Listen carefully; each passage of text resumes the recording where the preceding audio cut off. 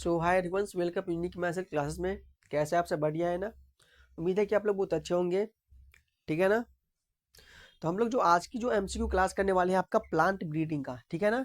Plant breeding का हम लोग इसमें एमसीक्यू क्लास करेंगे, जिसमें आपका टोटल 50 क्वेश्चन यानी कि 50 क्वेश्चन रहेगा, जिसमें आपका 20 प्लस आपका प्रीवियस क्वेश्चन रहेगा और आपका जो होगा 25 प्लस रहेगा आपका एमसीक्यू, जो कि 2026 में क्वेश्चन आपको आएगा सीनेट और सीपेट एग्जाम में। ठीक है ना? तो जो भी बच्चों अभी तक मेरे प्लेटफॉर्म से नहीं जुड़े हैं यूनिक मैथ्स क्लासेस से, तो सबसे पहले यूनिक मैथ्स क्लासेस चैनल को सब्सक्राइब कर ले और बेल आइकन को प्रेस करना ना भूला। और मेरा क्लास जो होता है आपका डेली यानी कि 8:30 शाम को 8:30 डेली क्लास होता है। और ऑलरेडी मैं आप लोग को जो हैंड रिटन नोट्स के साथ बिल्कुल अच्छी तरीके से मैं आप लोग को बायोलॉजी कंप्लीट करा चुका हूँ। ठीक है ना बच्चों?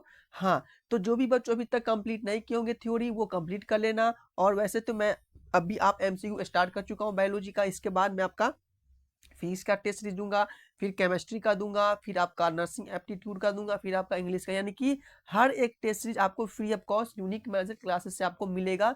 बिल्कुल फ्री ऑफ कॉस्ट, एक भी रुपया आपको नहीं लगेगा। ठीक है ना? यदि आप लोग किसी दूसरे प्लेटफॉर्म से पढ़ रहे होंगे या आप लोग देखते होंगे कोचेस किस टाइप से मैं करवा रहा हूँ, ठीक है ना, और यही कोचेस आप किसी दूसरे प्लेटफॉर्म से करिएगा तो वहाँ पे आपका टेस्ट सीरीज का पैसा लगेगा 2 से 3 हज़ार। तो मैं चाह रहा हूँ कि आपको जो भी चीज़ फ्री में मिल रहा है आप लोग अच्छे से इसको गेन कीजिए। और मैं गारंटी दे रहा हूँ कि आपको कोचेस यदि जिस चैप्टर से आएगा वो मैं जो आपको करा रहा हूँ वहीं से क्वेश्चन आपको देखने को मिलेगा। तो इसके लिए आपको बिल्कुल टेंशन नहीं लेने के लिए है। ठीक है ना? यदि आप सीनेट और सीपेट की बच्चे हैं तो ठीक है ना, बिल्कुल टेंशन नहीं लीजिए, डेली क्लास लगाइए और रिजल्ट देना मेरा काम है। ठीक है ना? हाँ, तो इसीलिए आप लोग डेली क्लास लगाइए, डेली रहिए। और मैं बोल रहा हूँ कि आपको किसी भी क्वेश्चन करने में दिक्कत नहीं होगा। ठीक है ना? ये मेरा आपका गारंटी है। राइट? चलिए, तो हम अपनी क्लास आज की स्टार्ट करते हैं। मेरी क्लास के बारे में आपको पता ही होगा कि सबसे पहले जो मेरा क्लास स्टार्ट होता है इसमें क्या क्या होता है कि जब आप एमसीक्यू क्लास यानी कि जब क्वेश्चंस रीड करते हैं तो सबसे पहले आपको क्वेश्चंस को 2 बार पढ़ना है। ठीक है ना? मेरा नियम है कि क्वेश्चंस को 2 बार पढ़ना है और अच्छे से क्वेश्चंस को समझना है। फिर इसके बाद आपको जो ऑप्शन दिया है इस 4 ऑप्शन में से आपको आंसर निकालना है। ठीक है ना? ये नहीं कि मैं क्वेश्चंस पढ़ लिए ठीक है ना, मैंने आप क्वेश्चन रीड कर लिए, क्वेश्चंस में ए लगा दिए, बी लगा दिए, सी यानी कि आंसर, ऐसा नहीं। ठीक है ना? झटका नहीं मारना, ठगानी, आपको प्रॉपर समझ के आपको आंसर देना है। ठीक है ना बच्चों? जिससे क्या होगा, आपका जो लर्न अच्छा होगा। ठीक है ना? लर्निंग जो होगा आपका जो मेथड होता है अच्छा होता है। तो चलिए फर्स्ट क्वेश्चन जो पढ़ते हैं हम लोग। फर्स्ट क्वेश्चन है कि फादर ऑफ जेनेटिक, बताइए फादर ऑफ जेनेटिक कौन माना जाता है, यानी कि जो जेनेटिक का फादर है हम लोग किससे कहते हैं? बताइए, जेनेटिक की फादर किसे माना जाता है? बताओ कि जो जेनेटिक की फादर हम लोग किसे बोलते हैं, सिंपल सी लैंग्वेज में जेनेटिक के फादर किसे बोलते हैं? तो आप लोग पढ़े होंगे प्लांट ब्रीडिंग में, मैं आप लोगों को बहुत अच्छे से कराए थे। यहीं से क्वेश्चन आपको वहां पे मिलेगा। ठीक है ना? फर्स्ट क्वेश्चन से आपका चार्ल्स डार्विन्स, नेक्स्ट है आपका मेंडल्स, ठीक है ना, सी आपका है वायर्स, डी आपका है टी.एच. मॉर्गन्स। तो बच्चों आपको पता होगा कि जेनेटिक की जो फादर वो है हम लोग मेंडल को कहते हैं। किसको बोलते हैं? तो जेनेटिक का जो फादर है वो मेंडल है। ठीक है ना? मेंडल जो है आपका ये जेनेटिक के फादर, आपको अच्छे से पता होगा कि मैं आप ये क्वेश्चंस आया हुआ है और ये बहुत इंपॉर्टेंट क्वेश्चंस है। ठीक है ना बच्चों?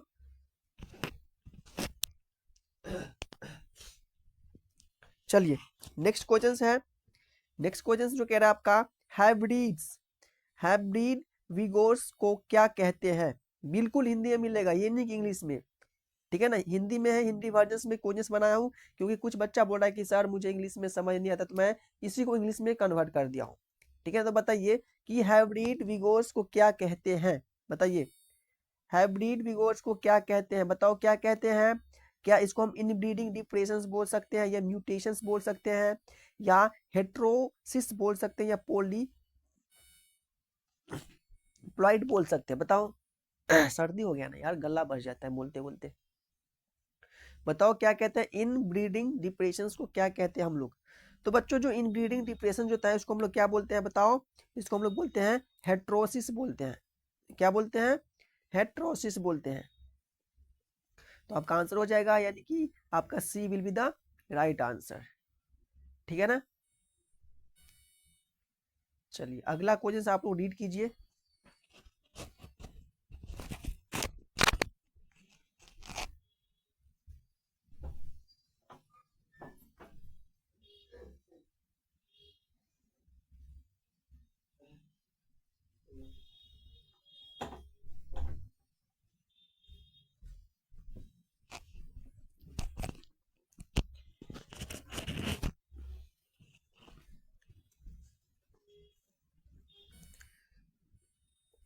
चलिए तो आपके तीसरा क्वेश्चन कह रहा है क्या, देखिए ये जो आपका तीसरा क्वेश्चन है, ये इस क्वेश्चन में कह रहा है कि सेल्फ पॉलिनेशन क्रॉप्स का एग्जाम्पल है, बताओ। मैं आप लोगों को बहुत अच्छे से पढ़ाए थे प्लांट में कि पॉलिनेशन क्या होता है, ठीक है ना, सेल्फ पॉलिनेशन, क्रॉस पॉलिनेशन, ठीक है ना, जीनोगमी जिटनोगमी से आपको पढ़ाए थे ना। हाँ, तो इसमें कह रहा है कि सेल्फ पॉलिनेशन क्रॉस का एग्जाम्पल है, बताइए इसमें से कौन सा सेल्फ पॉलिनेशन यानी कि क्रॉस का क्रॉप का एग्जाम्पल है, बताओ, सॉरी क्रॉस बोले क्रॉप का एग्जाम्पल है, बताओ। सेल्फ पॉलिनेशन क्रॉप का एग्जाम्पल है मैजा है, बाजरा है, वीट है या सनफ्लावर्स है। क्या ऑप्शन है, फर्स्ट आपका मैजा, बाजरा, वीट और सनफ्लावर्स। तो बताना है आपको कि सेल्फ पॉलिनेशन का एग्जाम्पल इसमें से। तो बच्चों जो सेल्फ पॉलिनेशन का इसमें से एग्जाम्पल है आपका कौन सा है, वीट। वीट समझते हैं जिसको हम लोग गेहूं बोलते हैं, ठीक है ना। तो ये आपका है सेल्फ पॉलिनेशन का एग्जाम्पल, ठीक है ना। आप लोग पॉलिनेशन आप लोग को पता होगा कि यदि सेम यानी कि मान लो कि एक ही फूल में क्या है, मेल पार्ट है और फीमेल पार्ट है, और खुद क्या हो रहा है, एक ही में क्या हो रहा है आपका पॉलिनेशन, इसको बोलते हैं हम लोग सेल्फ पॉलिनेशन बोलते हैं, ठीक है ना। क्रॉस किसको बोलते हैं, तो क्रॉस हम बोलते हैं कि जैसे कि एक मेल प्लांट हो गया, ये मान लो मेल प्लांट हो गया और ये फीमेल प्लांट है, तो इसके मेल प्लांट से जो करके पोलन ग्रैन जब फीमेल प्लांट के स्टीम पे गिरते हैं तो इसको बोलते हैं हम लोग क्रॉस पॉलिनेशन बोलते हैं, ठीक है ना। क्या बोलते हैं, क्रॉस पॉलिनेशन, इसी को बोलते हैं हम लोग जिटनोगैमी भी बोल सकते हैं। एक होता है आपका जीनोगैमी। जीनोगैमी में क्या होता है कि ये तो एक ही प्लांट में हो गया, लेकिन जीनोगैमी में क्या होगा, इसमें प्लांट डिफरेंट यानी कि प्लांट रहेगा, एक ये मैंगो का रहेगा, ये दूसरे मैंगो का रहेगा, ठीक है ना, इसमें से ट्रांसफर दूसरे प्लांट पे हो रहा है, तब होता है आपका जीनोगैमी पॉलिनेशन। ये मैं आप लोगों को बहुत अच्छे से समझाया हूँ, तो उम्मीद है कि आप लोग इसका आंसर समझते होंगे अच्छे से। नहीं, चलो देखो नेक्स्ट क्वेश्चन है आपका, ये क्वेश्चन है कि इमैक्युलेशंस का मतलब है, बताओ इमैस्कुलेशंस का क्या मतलब होता है, बताओ इमैस्कुलेशंस का क्या मतलब होता है। तो हम बोल सकते हैं कि ये एंथर का रिमूवल होता है पार्ट, या ओवरी का रिमूवल पार्ट होता है, या स्टिग्मा का रिमूवल पार्ट होता है, या स्टाइल का रिमूवल पार्ट होता है, बताओ इमैस्कुलेशंस का मतलब क्या होता है। तो बच्चों इमैस्कुलेशंस का मतलब होता है कि जब एंथर का जो पार्ट रिमूव करते हैं इसको बोलते हैं हम लोग इमैस्कुलेशंस बोलते हैं, ठीक है ना। जैसे कि मान लो ये एंथर है, ठीक है ना, ये एंथर बाइलोब है, जब उसका पार्ट हम लोग रिमूव करेंगे ना, रिमूव करेंगे इस पार्ट को हम लोग रिमूव करेंगे, इसी को बोलते हैं हम लोग क्या बोलते हैं, इमैस्कुलेशन से बोलते हैं, ठीक है ना। यानी कि आपका आंसर हो जाएगा A will be the right answer, ठीक है ना। क्या हो जाएगा आपका आंसर, तो ए विल बी द आपका राइट आंसर हो जाएगा। चलिए नेक्स्ट क्वेश्चन है कि ऑलोगैमिक का अर्थ है, बताओ ऑलोगैमी का क्या अर्थ होता है। अभी मैं बताया हूँ, अभी मैं पॉलिनेशन आपको समझाया हूँ, तो उसमें बताए कि ऑलोगैमी का क्या अर्थ होता है, बताओ। छोटा हो गया, इसको बड़ा कर देता हूँ अच्छे से, बताओ ऑलोगैमी का क्या अर्थ होता है, बताओ जल्दी से, क्या होता है ऑलोगैमी का अर्थ। क्या ऑलोगैमी का अर्थ होता है कि सेल्फ पॉलिनेशन, बताओ ऑलोगैमी का मतलब होता है सेल्फ पॉलिनेशन या क्रॉस पॉलिनेशन या एक सेक्सुअल रिप्रोडक्शन या वेजिटेटिव प्रोपेगेशन। तो सबसे पहले ये जो दोनों पार्ट इसमें होगा ही नहीं, ठीक है ना। सेल्फ का सेल्फ पॉलिनेशन को हम लोग क्या बोलते हैं, बताओ, सेल्फ को सेल्फ ही बोलते हैं, क्रॉस को हम लोग बोलते हैं जिटनोगेमी और ओलोगेमी भी बोल सकते हैं, ठीक है ना। तो जो ओलोगेमी का मतलब होता है या ओलोगेमी का अर्थ होता है हम लोग क्या होता है, क्रॉस फर्टिलाइजेशन होता है। क्या होता है, क्रॉस फर्टिलाइजेशन होता है आपका ओलोगेमी का मतलब, ठीक है ना। समझ गए ना, क्रॉस फर्टिलाइजेशन किसको बोलते हैं, इसी को हम लोग बोलते हैं ओलोगेमी, ऑलोगेमी का मतलब होता है क्रॉस फर्टिलाइजेशन। ठीक है,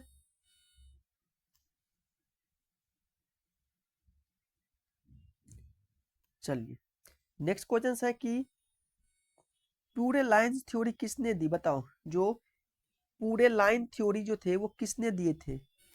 बिल्कुल हिंदी लैंग्वेज में है, किसी को अब तो प्रॉब्लम नहीं होगा ना हमारे हिसाब से। इसमें से कुछ बच्चे बोला कि इंग्लिश में, कुछ वो बोला हिंदी में, चले कोई दिक्कत नहीं, मैं आपको आज हिंदी में करा देता हूँ, कल से आपको इंग्लिश में ही मिलेगा क्वेश्चन। ठीक, चलो बताओ प्योर लाइंस या पूरे लाइन का थ्योरी किसने दिया था। तो पूरे लाइन का थ्योरी आपका विलियम्स जॉनसन ने दिया था, या मेंडल ने दिए थे, या वेस्टर्न्स ने दिया था, या मॉर्गन ने दिए थे। बताओ प्यूरे लाइन का थ्योरी किसने दिए थे। तो बच्चों जो आपका प्यूरे लैंड का जो थ्योरी थे पूरे लैंड की, उस थ्योरी का जो दिए थे आपका विलियम जॉनसन ने दिए थे। किसने दिए थे, तो विलियम जॉनसन ने दिए थे। जेनेटिक के फादर हम लोग मेडल को कहते हैं, ठीक है ना, जेनेटिक के फादर हम लोग मेडल को कहते हैं, ठीक है ना। मॉर्गन तो कुछ और है। छोड़िए, अगला देखिए, अगला है कि बैक क्रॉस का प्रयोग होता है। बताओ बैक क्रॉस का प्रयोग कहाँ पे होता है। बैक क्रॉस का प्रयोग कहाँ पे होता है। हम बोल सकते हैं कि ये हाइब्रिड सीड प्रोडक्शन के लिए होता है बैक क्रॉस का प्रयोग। या हम बोल सकते हैं कि डिजीज रेसिस्टेंस ट्रांसफर के लिए बैक क्रॉस का प्रयोग होता है। या हम बोल सकते हैं कि म्यूटेशन ब्रीडिंग के लिए बैक क्रॉस का प्रयोग होता है। या हम बोल सकते हैं कि पॉलीप्लॉइडी इंडक्शंस के लिए बैक क्रॉस का प्रयोग होता है। तो बताओ कि जो बैक क्रॉस का जो प्रयोग होता है वो किस चीज में किया जाता है। तो बच्चों जो बैक क्रॉस का जो प्रयोग किया जाता है ना, वो आपको डिजीज को रेसिस्टेंस जो होता है ना उसको ट्रांसफर करने के लिए बैक क्रॉस, ठीक है ना, बैक क्रॉस का प्रयोग किया जाता है। डिजीज को रेसिस्टेंस जो था, डिजीज रेसिस्टेंस को ट्रांसफर करने के लिए बैक क्रॉस का यूज किया जाता है, ठीक है ना।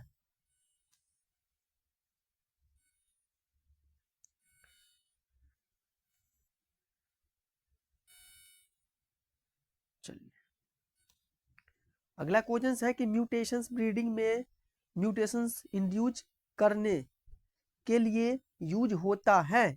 यानी कि कह रहा है क्वेश्चन कि म्यूटेशन ब्रीडिंग में म्यूटेशन इंड्यूस करने के लिए यूज होता है। जब म्यूटेशन होता है, जब म्यूटेशन में ब्रीडिंग होता है, तो म्यूटेशन में इंड्यूस करने के लिए यूज क्या होता है, बताओ। जब म्यूटेशंस में ब्रीडिंग होता है तो म्यूटेशंस में इंड्यूस करने के लिए क्या किया जाता है, फर्टिलाइजर किया जाता है, या रेडिएशंस होता है, या वाटर होता है, या हार्मोन्स होता है। जल्दी से बताओ कि जब म्यूटेशंस में ब्रीडिंग होता है तो म्यूटेशंस को इंड्यूस करने के लिए किस चीज का यूज किया जाता है। तो भाई जब म्यूटेशन में ब्रीडिंग होगा ना, तो म्यूटेशंस को इंड्यूस करने के लिए हमेशा रेडिएशंस का प्रयोग किया जाता है। कैसा किया जाता है बच्चों, तो हमेशा रेडिएशंस का प्रयोग किया जाता है। ये आप बी आपका राइट आंसर हो जाएगा, ठीक है ना, बी आपका राइट आंसर बैठ रहा है। देखिए अगला क्वेश्चन है कि पॉलीप्लॉइडी इंड्यूस करने के लिए केमिकल है। बताओ पॉलीप्लॉइडी इंड्यूस करने के लिए कौन सा केमिकल होता है। बच्चों बताओ पॉलीप्लॉइडी इंड्यूस करने के लिए कौन सा केमिकल होता है। क्या हम बोल सकते हैं ऑक्सीजन होता है, या साइटोकैनिन होता है, या क्लोकाइसिन होता है, या एथिलीन होता है। तो बच्चों पोलाइडी इंड्यूस करने के लिए हमेशा किस केमिकल का यूज किया जाता है। तो केमिकल का नाम होता है बच्चों आपका कोल काइसिन केमिकल। कोल काइसिन नामक केमिकल जो होता है वो हमेशा प्लॉइडी इंड्यूस करने के लिए इस केमिकल का यूज किया जाता है। यानी कि आपका जो आंसर हो जाएगा सी आपका राइट आंसर हो जाएगा, ठीक है ना। देखिए बच्चों यदि आप मेरे प्लेटफॉर्म से कोचेस लगा रहे हैं तो आपको दिक्कत लेने के लिए कोई जरूरत नहीं है। मैं आपको बार बार बोल रहा हूँ कि जब आप लोग टेस्ट सीरीज में जब स्टार्ट किए थे तो वैसे मुझे लग नहीं रहा है कि किसी को दिक्कत होगा एक भी क्वेश्चंस में। बट मेरे हिसाब से आप सभी को अच्छे से क्वेश्चंस लगाना है, और मैं आप लोग को बोल रहा हूँ ना कि आपको एक भी क्वेश्चंस करने में दिक्कत नहीं आएगा, ठीक है ना। तो इसलिए आप लोगों को इसी बात पे एक लाइक तो बनता है यार, और सब्सक्राइब कर लेना जो भी बच्चों है अभी तक नहीं किए होंगे, ठीक है ना। चलिए देखिए अगला क्वेश्चन है आपका कि टेस्ट क्रॉस होता है। बताओ जो टेस्ट क्रॉस होता है वो क्या होता है, बताइए टेस्ट क्रॉस क्या होता है।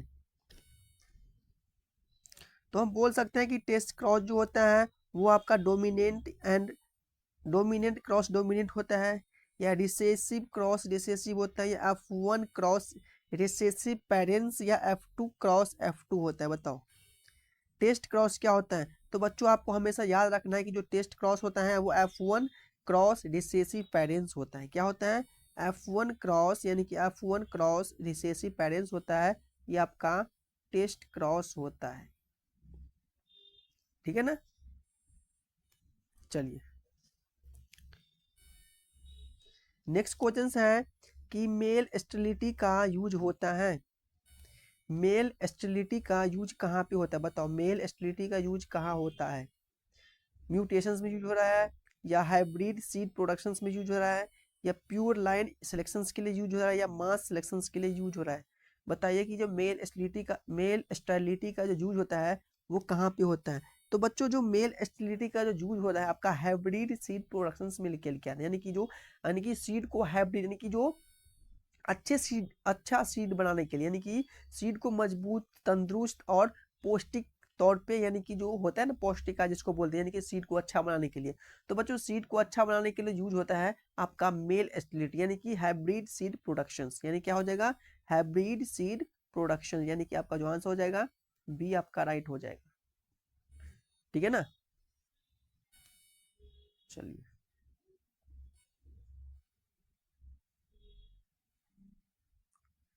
अगला क्वेश्चन है सीएमएस का फुल फॉर्म है, बताओ सीएमएस का फुल फॉर्म क्या होता है? तो सीएमएस का फुल फॉर्म होता है साइटोप्लाज्मिक मेल स्टेरिलिटी होता है, या सेल मेल सिस्टम होता है, या साइटोलॉजी मेल स्टेरिलिटी होता है, या क्रॉप मेल स्टेरिलिटी होता है? बताओ सीएमएस का फुल फॉर्म क्या होता है? बताओ सीएमएस का फुल फॉर्म क्या होता है? तो बच्चों सीएमएस का फुल फॉर्म होता है साइटोप्लाज्मिक मेल स्टेरिलिटी होता है। क्या होता है? साइटोप्लाज्मिक मेल स्टेरिलिटी होता है, यानी कि आपका जो आंसर हो जाएगा ये आपका राइट आंसर हो जाएगा। ठीक है ना? चलिए नेक्स्ट क्वेश्चन है आपका इन ब्रीडिंग डिप्रेशन ज्यादा होता है? बताओ इन ब्रीडिंग डिप्रेशन सबसे ज्यादा कहाँ पे आपको देखने को मिलेगा? इन ब्रीडिंग डिप्रेशन सबसे ज्यादा कहाँ पे आपको देखने को मिलेगा? सेल्फ पॉलिनेशन में क्रॉप होता है, या क्रॉप पॉलिनेशन में क्रॉप आपको होता है, या वेजिटेटिव क्रॉप्स में, या आपका पॉलीप्लॉइडी क्रॉप्स में? बताओ कि इन ब्रीडिंग डिप्रेशन कहाँ पे आपको ज्यादा देखने को मिलता है?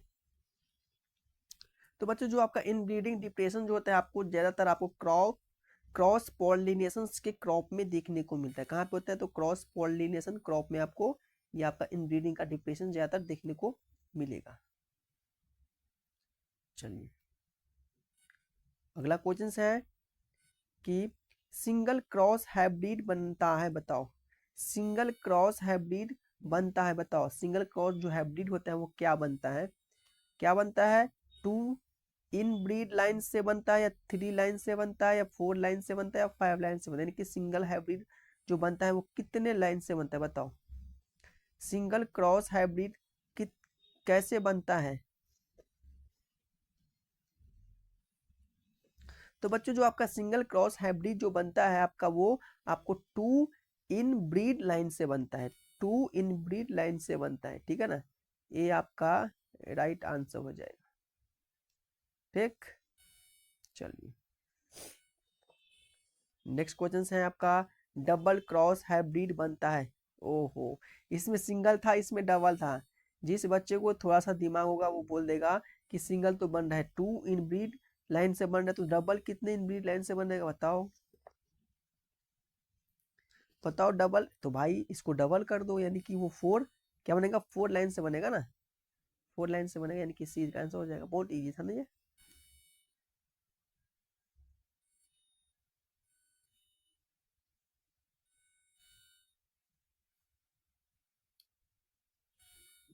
चलिए ये क्वेश्चन कह रहा है कि सिलेक्शंस का सबसे पुराना मेथड है? बताओ सिलेक्शंस का सबसे पुराना मेथड इसमें से कौन सा दिख रहा है? बताओ सिलेक्शंस को, यानी कि जब हम कोई भी सीड को सिलेक्ट कर रहे हैं तो उसका सिलेक्शन का सबसे पुराना मेथड क्या होता है? सीड मतलब बीज, समझते हैं ना बीज। हाँ तो किसी भी बीज को सिलेक्शन करने के लिए सबसे पुराना मेथड कौन सा? म्यूटेशन सबसे पुराना मेथड है, या मास सिलेक्शन है, या हाइब्रिडाइजेशन है, या पॉलीप्लॉइडी है? बताओ सिलेक्शंस का सबसे पुराना मेथड कौन सा है? तो बच्चों सिलेक्शन का जो सबसे पुराना मेथड है आपका मास सिलेक्शन, क्या है वो मास सिलेक्शन जो है वो आपका सबसे पुराना मेथड है आपका सिलेक्शन का, ठीक है, ये ओल्ड मेथड है आपका सिलेक्शन का, ठीक है ना। चलो देखिए अगला क्वेश्चन है कि वीड हाइब्रिडाइजेशन होता है, बताओ वीड हाइब्रिडाइजेशन कहाँ पे होता है, बताओ वीड हाइब्रिडाइजेशन कहाँ पे होता है, सेम स्पीसीज में या सेम वैरायटी में या डिफरेंट स्पीसीज में या सेम लाइन में, बताओ वीड हाइब्रिडाइजेशन होता है। तो बच्चों जो वीड हाइब्रिडाइजेशन जो होता है आपका वो डिफरेंट स्पीसीज में होता है, किस में होता है, वो आपका डिफरेंट स्पीसीज में आपका होता है, क्या होता है, तो वीड हाइब्रिडाइजेशन, बहुत इंपॉर्टेंट क्वेश्चन है हाइब्रिडाइजेशन, ठीक है ना, वीड हाइब्रिडाइजेशन आपका डिफरेंट स्पीसीज में आपको होता है।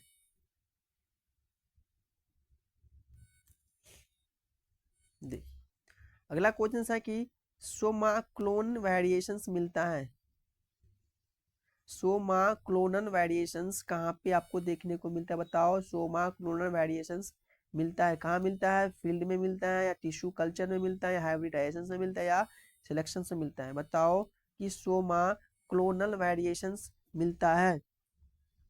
तो बच्चों जो सोमा क्लोनल वेरिएशन होता है वो हमेशा टिश्यू के कल्चर में कहाँ मिलता है, टिश्यू के कल्चर में जो होता है आपका वो सोमा वेरिएशंस आपको देखने को मिलता है, बी इसका सही आंसर हो जाएगा। अगला है कि एपोमिक्सिस का मतलब है, बताओ एपोमिक्सिस का मतलब क्या होता है, एपोमिक्सिक का मतलब क्या होता है, बताओ एपोमिक्सिक का मतलब क्या होता है, एपोमिक्सिक का मतलब फर्टिलाइजेशन विदाउट सीड होता है या सीड विदाउट फर्टिलाइजेशन होता है या क्रॉस पॉलिनेशन या वेजिटेटिव प्रोपागेशन होता है। तो बच्चों एपोमिक्सिस का मतलब होता है सीड विदाउट फर्टिलाइजेशन की, यानी कि आपका विदाउट सीड विदाउट फर्टिलाइजेशन, ठीक है ना, सीड रहेगा बिना फर्टिलाइजेशन का रहेगा, यानी कि एपोमिक्सिस का मतलब होता है सीड बनेगा बिना फर्टिलाइजेशन का होता है, यानी कि इसका जो आंसर हो जाएगा बी आपका राइट आंसर।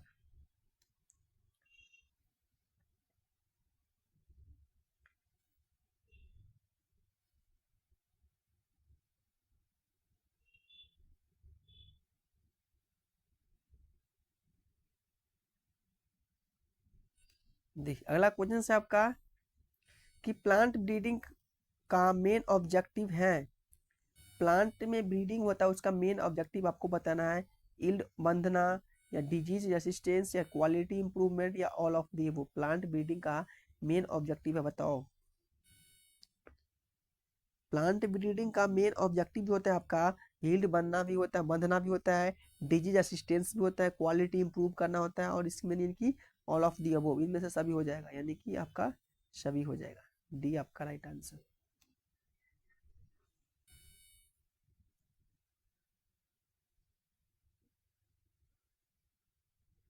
अगला क्वेश्चन से आपका कह रहा है कि हेट्रोसिस टर्म दिया है, हेट्रोसिस टर्म किसने दिया है, बताओ हेट्रोसिस टर्म जो है वो किसने दिया है, बताओ हेट्रोसिस टर्म किसने दिया है, मेंडल ने दिया है, सुल ने दिया है, डार्विन ने या मॉर्गन ने दिया है, बताओ हेट्रोसिस टर्म किसने दिया है।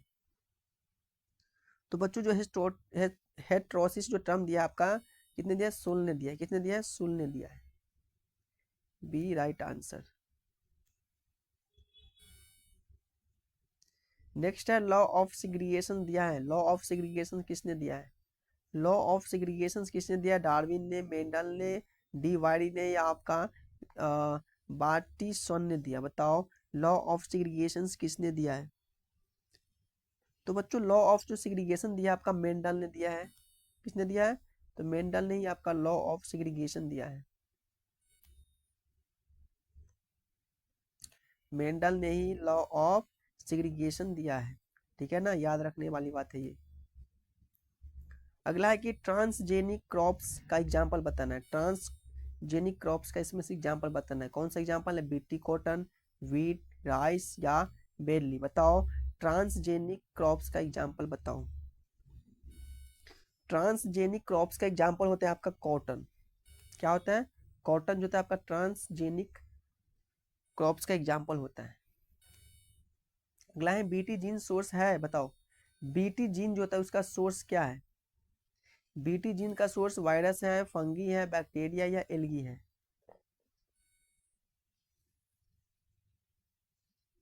बताओ बीटी जीन का सोर्स क्या है। तो भाई बीटी जीन का जो सोर्स है आप में हमेशा बैक्टीरिया ही होता है। क्या होता है आपका बैक्टीरिया ही आपका बीटी जीन का सोर्स है।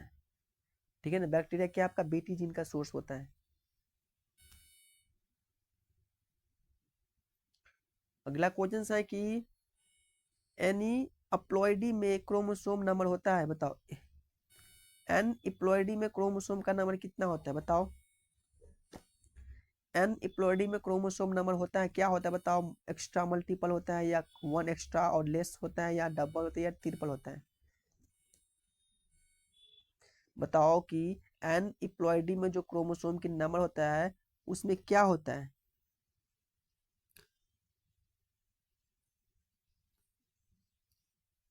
तो भाई हमेशा उसका होता है वन एक्स्ट्रा और लेस होता है। क्या होता है वन एक्स्ट्रा और लेस होता है।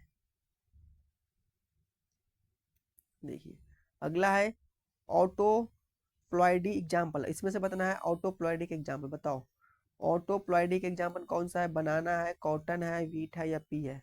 बताओ ऑटोप्लॉइडी का एग्जाम्पल कौन है। तो बच्चों ऑटोप्लॉइडिक का एग्जाम्पल आपका बनाना हमेशा है। क्या है बनाना आपका ऑटोप्लॉइडिक एग्जाम्पल होता है।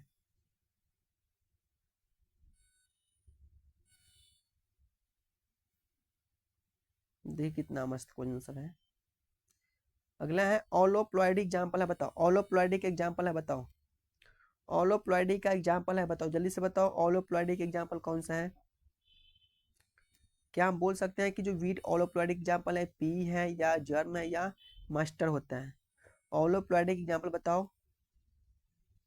तो बच्चों ऑलोप्लॉइडिक एग्जाम्पल हमेशा क्या है वीट होता है। वीट का नाम क्या है गेहूं। ठीक है ना। बताओ पी डिग्री मेथड सुटेबल है, कहाँ पे सुटेबल है।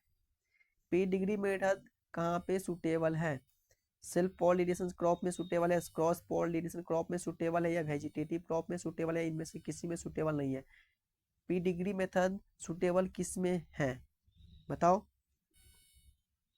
तो बच्चों जो पी डिग्री मेथड होता है आपका सुटेबल आपका सेल्फ पॉलिनेशन में सुटेबल होता है। किस में होता है सेल्फ पॉलिनेशन में सुटेबल होता है।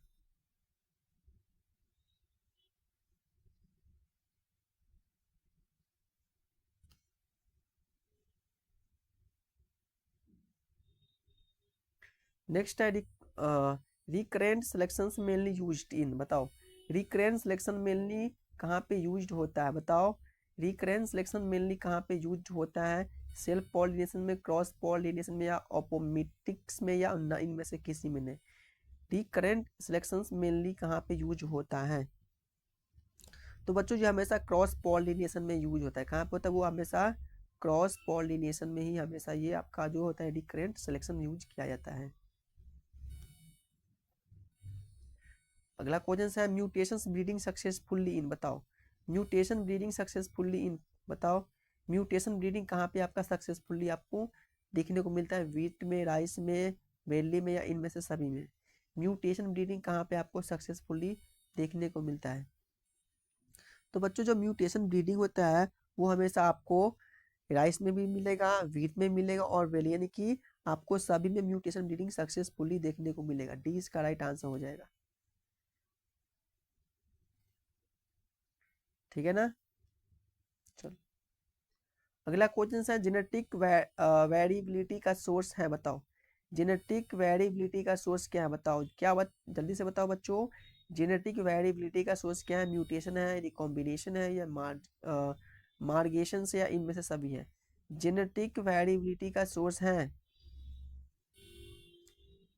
तो जेनेटिक वेरिएबिलिटी का सोर्स यानी कि म्यूटेशन भी होता है, रिकॉम्बिनेशन भी होता है और माइग्रेशन भी होता है, यानी कि इसमें से आपका जो सभी है जेनेटिक वेरिएबिलिटी का सोर्स होता है, यानी कि डी इसका भी आंसर सही हो जाएगा।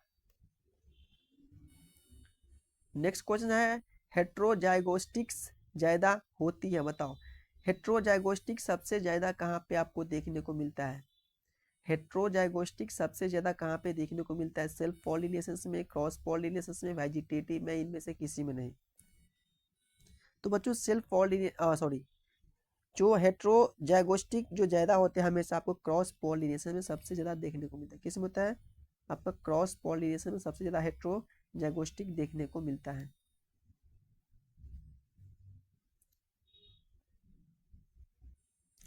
ठीक है ना।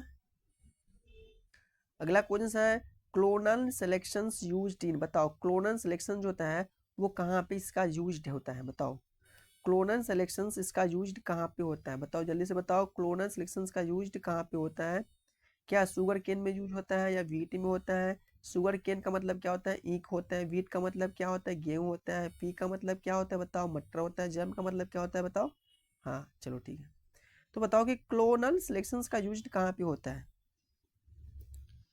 तो बच्चों क्लोनल सिलेक्शंस का जो यूज होता है हमेशा यूज होता है आपका शुगर केन प्लांट में होता है। ठीक है ना, शुगर केन प्लांट में हमेशा आपका जो यूज किया जाता है क्लोनल सिलेक्शन यूज किया जाता है। डायलियल, बताओ डायएलल्स क्रॉस कॉन्सेप्ट किसने दिया? बताओ डायएलल्स कॉन्सेप्ट जो दिया किसने दिया, किस साइंटिस्ट ने दिया? बताओ डायएलल्स जो क्रॉस कॉन्सेप्ट है वो किस साइंटिस्ट ने दिया है? तो हम बोल सकते हैं कि जो मेंडल ने दिया है, या ग्रिफिंग ने दिया है, या डार्विन ने दिया, या बैटसन ने दिया है। तो बच्चों आपको पता होगा किसने दिया है? ग्रिफिंग ने दिया। हाँ सही है, कहते हैं ग्रिफिंग ने दिया है।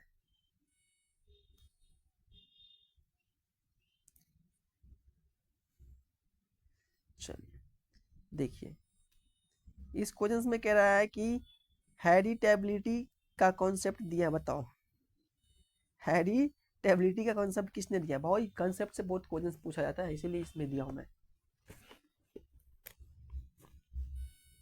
बताओ किसने दिया है? फिशर ने दिया, या मेंडल ने दिया, या डार्विन ने दिया, या डी वैरी ने दिया है? बताओ हेरिटेबिलिटी का कॉन्सेप्ट किसने दिया है? तो भाई हेरिटेबिलिटी का जो कॉन्सेप्ट दिया आपका फिशर ने दिया। किसने दिया है? तो बच्चों फिशर ने दिया, ये इसका सही आंसर हो जाएगा। अगला है कि क्वांटिटिव ट्रेट शो, क्वांटिटिव जो ट्रेट होता है वो क्या शो करता है? क्वांटिटिव जो ट्रेट होता है वो क्या शो करता है? क्या वो कॉन्टिन्यू वेरिएशन शो कर रहा है, डिसकॉन्टिन्यूस शो कर रहा है, नॉन वेरिएशन शो कर रहा है? इसमें से कोई नहीं शो कर रहा है। बताओ क्वांटिटिव ट्रेट्स क्या शो करता है? तो बच्चों जो क्वांटिटिव जो ट्रेस होता है वो हमेशा जो आपका शो करता है वो आपका कॉन्टिन्यूस वेरिएशन शो करता है। क्या करता है वो? कॉन्टिन्यूस वेरिएशन शो करता है।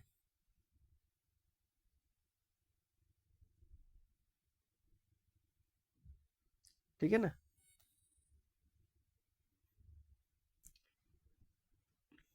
बताओ मजा आ रहा है क्वेश्चंस करने में सभी को? थक गए क्या? चलिए कोई दिक्कत नहीं।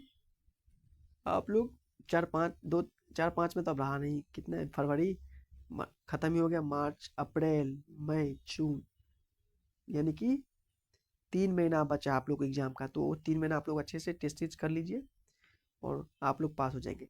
ये नहीं कि आप लोग मैं यहाँ पे बायोलॉजी करके छोड़ दूंगा, मैं आपको फिर लाऊंगा 10 दिन का चैलेंज लाऊंगा, ऐसा कुछ नहीं। इसी क्वेश्चंस को मैं दोबारा से रिपीट करूंगा 10 दिन में, यानी कि एक दिन में कम से कम 70-80 क्वेश्चंस करेंगे हम लोग आज। ठीक है ना। तो ये बात नहीं कि हम लोग करके भूल जाएंगे क्वेश्चंस, फिर से दोबारा करना है क्वेश्चंस, बट अभी इसलिए क्वेश्चन दिला रहा हूँ कि ताकि आप लोगों को कंसेप्ट क्लियर रहे, फिर दोबारा से आप लोग पढ़ेंगे। ठीक है ना, और भी लर्न होगा आगे चल करके और सीखोगे। तो बताना है आपको इसमें आंसर क्या बैक क्रॉस का रेशियो होता है? बताओ बैक क्रॉस का रेशियो कितना होता है? 1:1 होता है। बैक क्रॉस का रेशियो 1:1 या 3:1 होता है, या 9:3 या 3:3? ये बताओ 9:3 या 1:1 होता है? बताओ बैक क्रॉस का रेशियो बताना आपको। तो बच्चों बैक क्रॉस का जो रेशियो होता है हमेशा आपका 1:1 होता है। ठीक है ना, 1:1 आपका बैक क्रॉस का रेशियो होता है, याद रखने वाली बात है। मोनोहाइब्रिड रेशियो बताओ, ये भी बहुत ईजी है। मोनोहाइब्रिड का रेशियो बताओ, 3:1, 1:1, 9:3 या ए एंड बी दोनों है। तो बच्चों बताओ मोनोहाइब्रिड का रेशियो। तो मोनोहाइब्रिड का रेशियो आपका 3:1 भी होता है और 1:1 भी होता है। हाँ यानी कि डी आपका सही हो जाएगा। कुछ समझदार लग रहा है इसमें।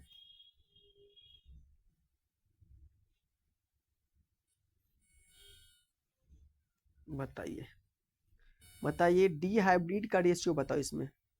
इसमें डी हाइब्रिड का रेशियो बताए आप सब, जल्दी से बताइए। डी हाइब्रिड का रेशियो कितना है? 3:1, 1:1, 9:3:3:1 या 2:1?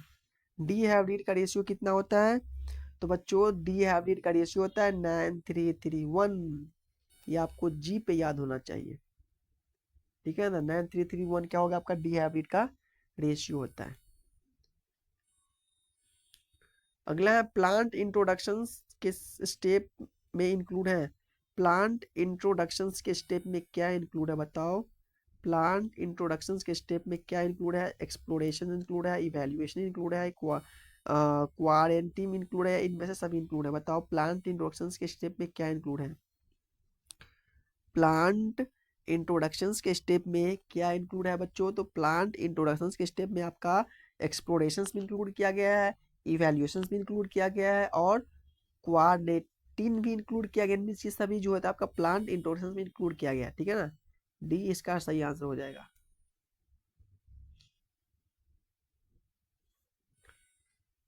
अगला क्वेश्चन है आपका कि जर्म प्लाज्मा कंजर्व होता है। बताओ जर्म प्लाज्मा कहाँ पे कंजर्व होता है? जर्म प्लाज्मा कहाँ पे कंजर्व होता है बताओ? जर्म प्लाज्मा कहाँ पे कंजर्व होता है? जीन बैंक में, फील्ड में, टिश्यू कल्चर्स में, या इसमें से सभी में? तो बच्चों जर्म प्लाज्मा जो कंजर्व होता है आपका ग्रीन बैंक में भी होता है, फील्ड में भी होता है, टिश्यू कल्चर में होता है, यानी कि इसमें से सभी में हो जाएगा। सी डी इसका राइट आंसर, ठीक है ना।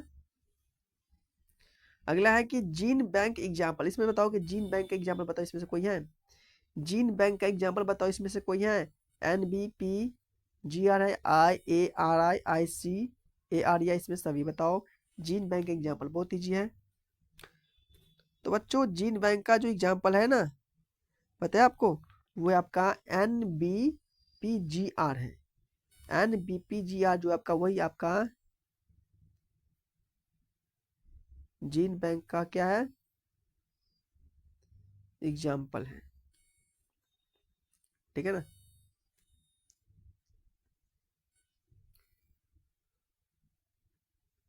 अगला क्वेश्चन है कि hybrid rice Pioneers in India. Hybrid rice पाइनर्स in India, बताओ कौन सा हाइब्रिड राइस पाइनर्स इंडिया का? MS स्वामेंथन्स, या नॉर्मल्स, बोल्गिस, या SKD डाटा, या इनमें से कोई नहीं? बताओ हाइब्रिड राइस पाइनर्स इंडिया का कौन सा इसमें से? तो भाई इसमें से आपका SKD डाटा है, जो आपका है इंडिया का है, ठीक है ना। अगला है green revolution related. Green revolution जो किससे रिलेटेड होता है बताओ? ग्रीन रिवॉल्यूशन किससे रिलेटेड होता है? व्हीट से, राइस से, बहुत यानी सी कॉटन से? बताओ जल्दी से। ग्रीन रिवॉल्यूशन रिलेट किससे होता है? तो बच्चों जो आपका ग्रीन रिवॉल्यूशन जो रिलेट होता है, इसमें तो दिया ही नहीं है ए अभी, यानी कि व्हीट से भी होता है और राइस से भी, यानी कि दोनों हो जाएगा, ठीक है ना। A and B दोनों हो जाएगा।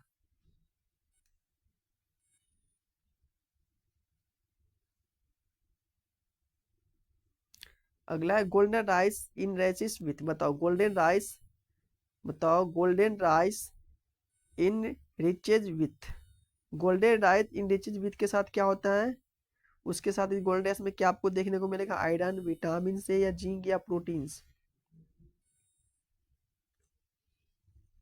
बताओ कि जो golden rice enriches with, उसके साथ साथ आपका विटामिन ए भी आपका गोल्डन राइस में देखने को मिलता है। सॉरी ए मैं लिखा, बी इसका सही आंसर हो जाएगा, ठीक है ना। विटामिन ए आपका गोल्डन राइस में देखने को मिलता है। चलो नेक्स्ट है, नेक्स्ट क्वेश्चन है कि मार्कर असिस्टेंट सिलेक्शन यूज करते हैं। मार्कर असिस्टेंट सिलेक्शन यूज कहाँ करते हैं बताओ? कहाँ पे करते हैं? मोर्फोलॉजिकल मार्कर में, या मॉलिक्यूलर मार्कर में, या बायोकेमिकल मार्कर में, इनमें से सही में करते हैं? बताओ मार्कर असिस्टेंट सिलेक्शन यूज कहाँ करते हैं? तो भाई जो मार्कर असिस्टेंट सिलेक्शन होता है, वो हम इस ऑप्शन में चारों जगह यूज करते हैं। कहाँ कहाँ करते हैं? मॉर्फोलॉजिकल मार्कर में यूज करते हैं, मॉलिक्यूलर में भी करते हैं, बायोमॉलिक्यूलर में भी करते हैं, और यानी कि इसमें से सही भी हम लोग करते हैं। किसका यूज? तो मार्कर असिस्टेंट सिलेक्शन का यूज करते हैं, ये याद रखना आप लोग, ठीक है ना। चलिए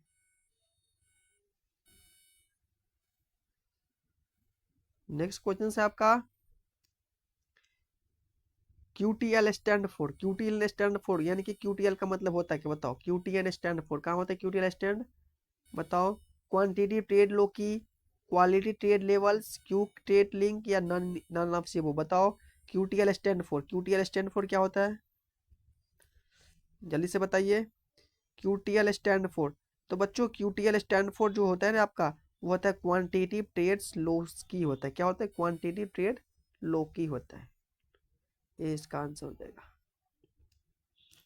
अगला है बच्चों self self incompatibility prevent, self incompatibility prevent कहाँ पे आपको देखने को मिलेगा? बताओ सेल्फ इनकम्पैक्टिबिलिटी प्रिवेंट बताओ क्या है? क्रॉस पॉलिनेशन है, सेल्फ पॉलिनेशन है, म्यूटेशन या हाइब्रिडाइजेशन है? बताओ सेल्फ इनकम्पैक्टिबिलिटी प्रिवेंट बताइए, इसका आंसर आपको ही देना पड़ेगा बच्चों।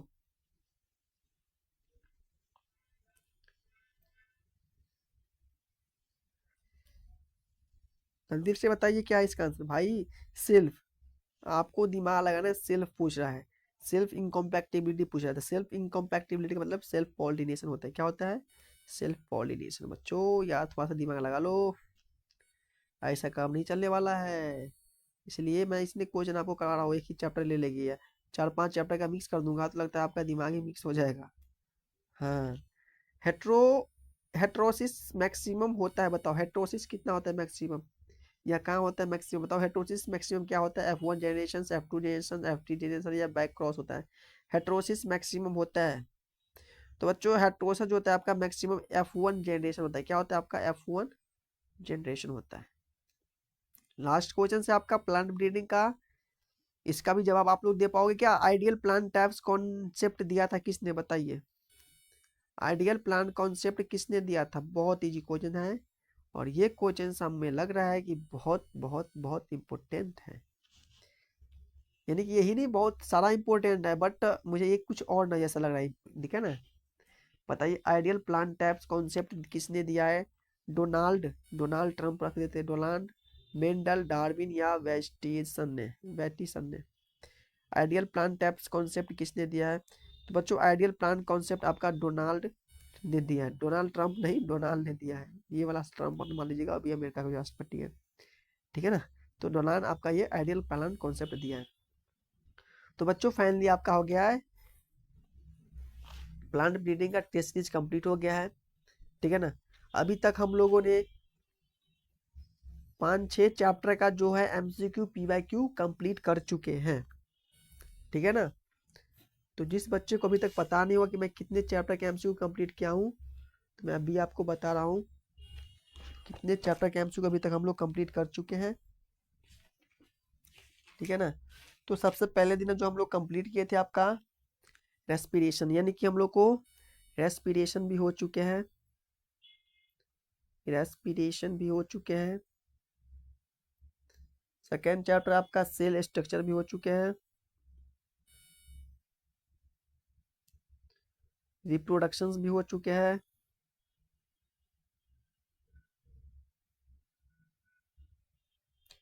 ठीक है ना। मेंडल लॉ भी हो चुके हैं, मेंडल लॉ भी आपका कंप्लीट हो चुके हैं,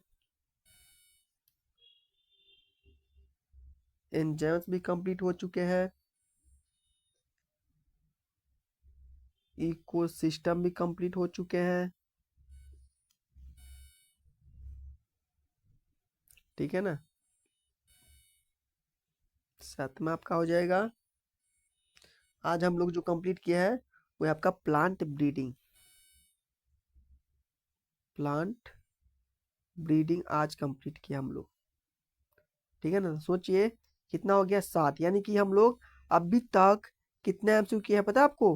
350, ठीक है ना। हर चैप्टर से 50 का MCQ है, ठीक है ना। तो अभी तक हम लोग 350 MCQ कर चुके हैं। मैंने आपको बोला हो कि लगभग 2000-3000 प्लस हम लोग एमसीक्यू सिर्फ बायोलॉजी में करेंगे, और उसी प्रकार हम लोग फिजिक्स में भी करेंगे, केमिस्ट्री में भी करेंगे, और नर्सिंग एप्टीट्यूड में करेंगे, इसके साथ साथ इंग्लिश में भी करेंगे। तो इसलिए मैं आपको इतना जल्दी करवा रहा हूँ कि पूरा कवर करने में टाइम लगेगा। मेरे को टाइम नहीं लगेगा, मैं तो चाहूंगा तो आप लोगों को 10 दिनों में हर चैप्टर पूरे क्लास यानी कि हर एक चैप्टर के साथ साथ टॉपिक के साथ साथ पूरा सिलेबस में आप लोगों को 10 दिनों में PYQ MCQ के साथ कंप्लीट कर दूंगा। कैसे होगा? तो एक ही में सबको मिला के। लेकिन मैं ये नहीं चाहता हूँ, मैं चाहता हूँ कि हर एक चैप्टर लूंगा, एक एक चैप्टर लूंगा, ताकि आप लोग को अच्छे से समझ पाए, आप लोग को कंसेप्ट समझ में आए, आप लोग को हर एक कॉन्सेप्ट पे क्वेश्चंस मिलता है एक चैप्टर में, और आप लोग पढ़ के आते हैं ना, तो इससे क्या होता है, आपको यहाँ पे रिवीजन होता है, अच्छे से पढ़ते हैं, अच्छे से क्वेश्चन अगर जैसे आपको क्वेश्चन बनेगा तो आपका क्या होगा, उत्साह यानी कि दिल से अच्छा लगता है कि भाई हाँ कुछ तो बन रहा है हमसे, हम पास हो, ये होता है ना अंदर से। हम लोग भी जब थे पढ़ते थे ऐसे ही होता था। तो सबसे इम्पोर्टेंट क्या है, आपका हैंड रिटन नोट्स। ठीक है ना, सबसे इम्पोर्टेंट बात है नोट्स। नोट्स बनाइए अच्छे से, ब्यूटीफुल नोट्स बनाइए, और नोट्स के साथ भी आपका सबसे जो वीवी इम्पोर्टेंट, VVI यानी कि वेरी वेरी इंपॉर्टेंट आपका है टेस्ट सीरीज MCQ प्लस में PYQ क्वेश्चंस आप जितना लगा सकते हैं लगाइए, इसके लिए कोई रोक ठोक नहीं है। जितना आप कोचेस लगाइएगा उतना आपका कंसेप्ट क्लियरिटी होगा, और आप उतने आगे उच्च लेवल पे बढ़ते जाओगे। तो मैं आपको यही कहूंगा कि आप लोग डेली मेरे क्लास में जुड़िए। 8:30 शाम को क्लास स्टार्ट होता है, और मैं बोलता हूँ कि जो भी बच्चों मेरे क्लास में अभी तक पढ़ रहे हैं, तो मैं इसको एक ही बात बोलूंगा कि बच्चों मेरा काम है आपको कंटेंट देना, और ये भी आपको फ्री ऑफ कॉस्ट दे रहा हूँ। तो इसमें सबसे बड़ी बात है कि जो मेरा क्लास जो है आपका UMS जो है आपका फ्री ऑफ कॉस्ट हो रहा है। यहाँ पे हर चीज़ आपको फ्री ऑफ कॉस्ट। मैंने आप लोगों को हैंड रिटन नोट्स के साथ आप लोगों को दिया हूँ, टेस्ट सीरीज भी आपका फ्री में दे रहा हूँ। ठीक है ना, तो इससे बेहतर क्या है भाई। और यही चीज़ आप पढ़िए किसी प्लेटफॉर्म से 3000, ठीक है ना, 2500, किसी किसी का 5000, यानी कि बैच का चार्ज है। और यही चीज़ मैं आपको फ्री में दे रहा हूँ, तो आप लोगों को अच्छा नहीं लग रहा होगा। और जो बच्चों इसी चीज़ को कवर कर लेगा, केयर कर लेगा, अच्छे से जान लेगा ना, तो उसको मैं वादा के साथ कहता हूँ कि जो बच्चे पढ़ रहेंगे 3000-4000 बैच में ना, उससे अच्छा नंबर लाएगा। मैं वादा से कह रहा हूँ। तो ये है आप पे डिपेंड, आप पढ़िए। मैं यही बोलूंगा कि आप लोग अच्छे से पढ़िए, अपने मम्मी पापा का नाम रोशन कीजिए।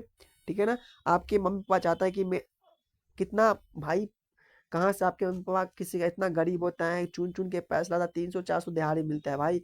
तो अपने मम्मी पापा को देखिए कैसा है। ठीक है ना, तो मैं यही कहूँगा कि आप लोग अच्छे से पढ़िए, अच्छे से लिखिए, अच्छा बनिए। ठीक है ना, और मेरे साथ जुड़े रहिए, आप लोगों को बहुत ज़्यादा बेनिफिट मिलेगा। ठीक है ना, मैं आप लोगों को सिलेबस में दे दिया हूँ। ठीक है ना, सिलेबस अकॉर्डिंग ही आपका ये टेस्ट चल रहा है। तो टेस्ट से पहले मैं आप लोगों को सिलेबस जो बताए थे, और ये आपका टेस्ट स्टार्ट हो चुका है। तो अपने साथी सबको जोड़िए, ताकि इन सबको भी अच्छे से लाभ मिल सके। तो बच्चों मैं नहीं चाहूँगा कि ज़्यादा आप फालतू बातें क्या करूँगा, आप लोगों को फालतू लगा, कोई दिक्कत नहीं। चलिए, तो नेक्स्ट चैप्टर में मिलेंगे, हम लोग नेक्स्ट क्लास में मिलेंगे अच्छे से। आप लोगों को पढ़ के आना है। ठीक है ना, हाँ चलो, तो मिलते हैं बच्चों नेक्स्ट क्लास में। तब तक के लिए bye bye, tata, take care, और अच्छे से पढ़ते रहना है। ठीक है ना, और डेली क्लास आना है। चलो।